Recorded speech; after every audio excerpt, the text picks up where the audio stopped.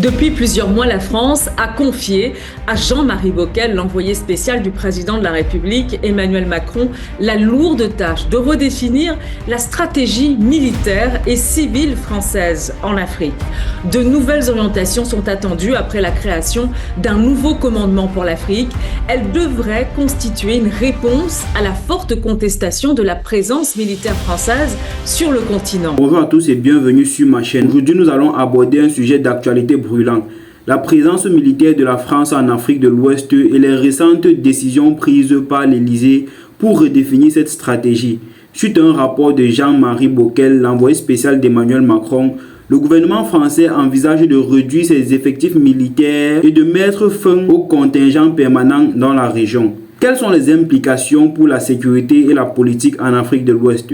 Restez avec moi pour un décryptage complet de cette actualité.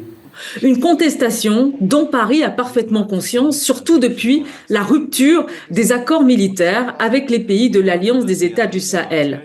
L'une des options aurait été simplement de renoncer au tout militaire au bénéfice du tout business. Mais non, la France entend jalousement préserver ses intérêts sur le continent dans un contexte de lutte d'influence et de sévère concurrence. Paris annonce mettre l'accent sur la coopération avec les États africains plutôt qu'une présence militaire affirmée. Une nouvelle orientation qui confirme la réduction des bases militaires permanentes à Libreville, Abidjan et Dakar.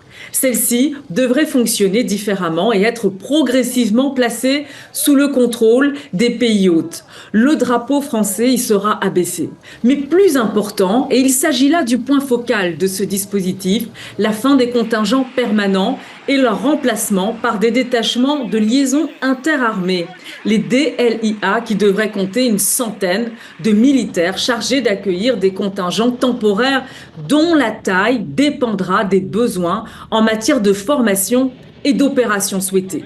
Ces évolutions s'annoncent comme l'épilogue de réflexions difficiles et impossibles à concrétiser depuis le discours d'Emmanuel Macron le 9 novembre 2022, peu après le départ de Barkhane du Mali. Nous lancerons dans les prochains jours une phase d'échange avec nos partenaires africains, nos alliés et les organisations régionales pour faire évoluer ensemble le statut, le format et les missions des actuelles bases militaires françaises au Sahel et en Afrique de l'Ouest. Ces 6 derniers mois, le nombre de militaires français est resté stable autour de 5000 hommes et ne devrait pas augmenter. Une nouvelle stratégie destinée à rendre la présence militaire tricolore discrète officiellement pour répondre aux besoins des partenaires africains. Ce qui, de facto, laisse penser qu'auparavant, celle-ci empiétait sur la souveraineté militaire des pays africains concernés. Une situation qui a fortement alimenté du ressentiment vis-à-vis de la politique africaine de la France. Ces nouvelles orientations visent ainsi à atténuer la contestation généralisée dans l'opinion, les élites et les réseaux sociaux. Elles concernent essentiellement l'Afrique de l'Ouest. Mais cette réorganisation ne signifie en aucun cas un renoncement aux capacités militaires françaises en Afrique. Bien au contraire, elle laisse le champ ouvert à un retour en force dont certains appellent de leur vœu. Parmi eux, le général Lecointre, l'ex-chef d'état-major français, plaide en faveur d'un retour des militaires français au Sahel. La France dispose toujours d'une base au Tchad avec 1000 hommes et une autre à Djibouti avec 1500 soldats. Un axe non francophone vers lequel Paris pourrait également élargir son emprise militaire en Afrique. La France a une longue histoire en Afrique. Héritée de son passé colonial depuis les années 1960, la France a maintenu des relations complexes avec ses anciennes colonies, souvent caractérisées par des interventions militaires. Dans le cadre de la lutte contre le terrorisme, la France a intensifié sa présence militaire en Afrique de l'Ouest, notamment par le biais de l'opération Barkhane lancée en 2014. Initialement, l'opération Barkhane visait à lutter contre des groupes djihadistes qui menacent la sécurité de la région. Cependant, la mission a évolué pour inclure des tâches de formation des forces armées locales et de soutien à la gouvernance. Malgré les intentions affichées, la situation sur le terrain est compliquée. Les opérations militaires françaises ont été critiquées tant par les populations locales que par des gouvernements africains. De nombreux Africains ressentent la présence française comme une ingérence dans leurs affaires intérieures. alimentant un sentiment anti-français croissant. Des manifestations contre la présence militaire française ont eu lieu dans plusieurs pays, illustrant le mécontentement envers ce qu'ils perçoivent comme un néocolonialisme déguisé. Le 14 octobre, l'Élysée a convoqué un conseil de défense pour examiner le rapport de Jean-Marie Bockel, dont les recommandations visent à redéfinir la stratégie militaire française en Afrique. Parmi les principales recommandations, on trouve une réduction significative du nombre de troupes françaises déployées en Afrique de l'Ouest. Cette décision s'inscrit dans un contexte de contestation croissante et de la pression politique tant en France qu'en Afrique.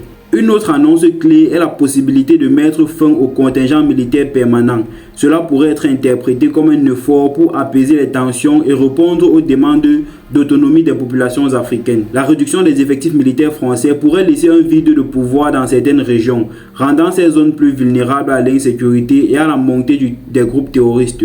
Les forces locales, souvent mal équipées et mal entraînées, pourraient ne pas être en mesure de maintenir la sécurité.